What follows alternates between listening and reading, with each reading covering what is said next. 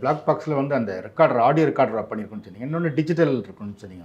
டிஜிட்டலாக நான் சொல்கிறேன், ஏர் ஸ்பீடு, டைரக்ஷன், மேக்னெட்டிக் ஹெட்டிங்கில் எவ்வளோ போயிட்டு இருக்குது, கீழே டிசைன் பண்ணுதா அல்லது மேலே வந்து ஏறுதா, அந்த மாதிரி பைலட்ஸோடைய பேரம் என்னென்ன த்ராட்டில் எவ்வளோ கொடுத்துருக்காங்க, எவ்வளோ பர்சன்டேஜ், அந்த பர்சன்டேஜுக்கு ஓடுதா, இன்ஜின் ஓடுதா, அதே மாதிரி மற்ற சுவிட்சஸ்லாம் எந்தெந்த பொசிஷன்ல இருக்குது, அந்த நேரத்தை எந்த மேக்னெட்டிக் ஹெட்டிங்ல ஃபிளை பண்ணுது, இது மாதிரி என்னென்னலாம் டேட்டா இருக்கு பார்த்தீங்களா, அது அவங்க அந்த பொசிஷன் அவங்க பைலட்டோடைய இன்புட் அவுட்புட். இப்போ வந்து சப்போஸ் அவங்க வந்து ஒரு 60% த்ரஸ்ட் வச்சிருந்தாங்களா, அந்த 60%க்கான அவுட்புட் வந்திருக்கா, அது அவங்க வச்சிருக்காங்க, இது வரல, அல்லது பைலட்டை வந்து கியர் அப் அப்படின்னு சொல்லிட்டு கியர் அப் பண்ணியிருக்காங்க அப்படின்னு பண்ண வாய்ஸ்ல வருது.